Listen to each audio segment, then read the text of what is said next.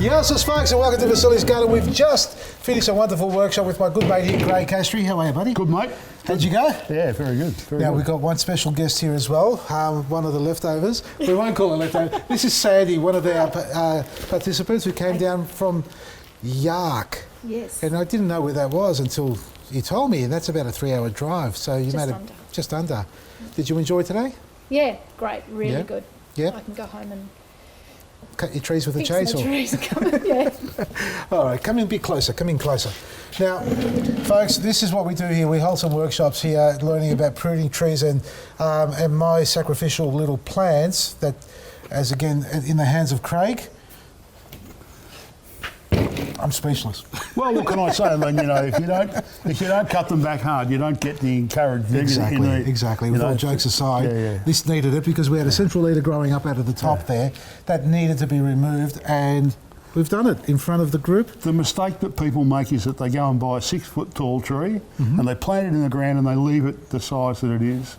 And unfortunately, what happens is that you produce weak, feeble trees that become very unproductive. Yeah. So, you know, in its formative years, you really need to be pruning at 2 particular heights, which we're teaching people at the workshops. Yep. You know, removing about 2/3 of the growth as you put them into the ground, and that encourages good, vigorous growth. Yeah. Gets the framework branches where you need them, and then ultimately, you know, in a couple of years' time when it fruits, you're going to get really good, strong fruit growth, as well as a nice, healthy tree to keep it all on. So it's this time of the year to be pruning your trees and obviously planting your trees. So if you're thinking about creating a little orchard in your garden, by all means, get out there, go to your local garden centres. Purchase your trees, your favourite varieties, and keep in mind, even if you've got a small parcel of land, it's not limited to only whatever you can plant in the ground. It's all up to the imagination as well, because as we did demonstrate today, and you learnt yourself, you can graft a heap of varieties, same be it all, apples or pears on their own rootstock here, or using this as the foundation.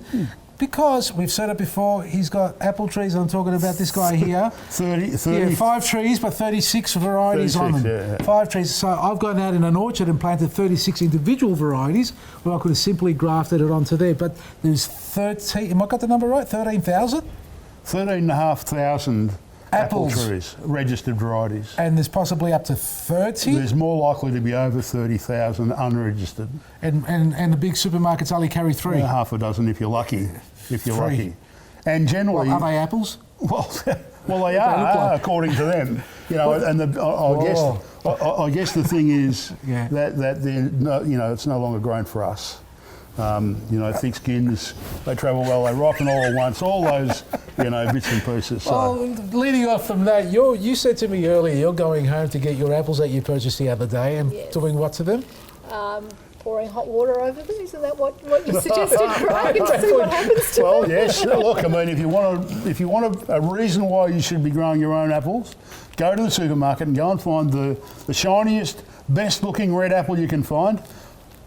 Put the kettle on, pour a cup of boiling water over the apple on the drainer of the sink, and see what happens. And watch the wax melt off, and see if you'll ever go and buy another one.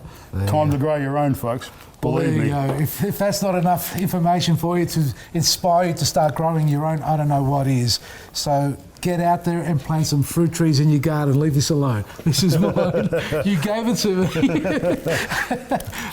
Start planting your trees, and if you need to learn how to graft them, well, I think the fruit tree workshops have finished, because Saturday's one, which is tomorrow, as this goes live, is booked out, folks. But we have got the Heritage Orchard Fruit Tree event coming up on August, the 13th of August at Werribee Park Heritage Orchard. That's right.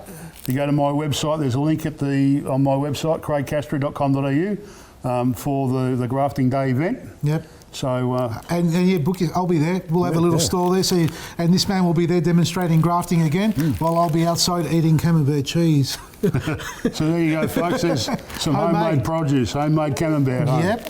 Yeah, I'm taking that inside with my homemade chili salami and my homemade bread and my own olives and tomatoes that I pickled earlier as well. All straight out of the garden. Soon I'll be growing my own wheat too, I think. I'm going to have to, because everything else is bloody contaminated. Well, it was a pleasure to meet you. Thank you for coming down. Thank you both very much. And staying back and listening to us two ramble on. Vasili'sGarden.com for everything you need every day, folks. Have a wonderful day. From me, Vasili, Maresi.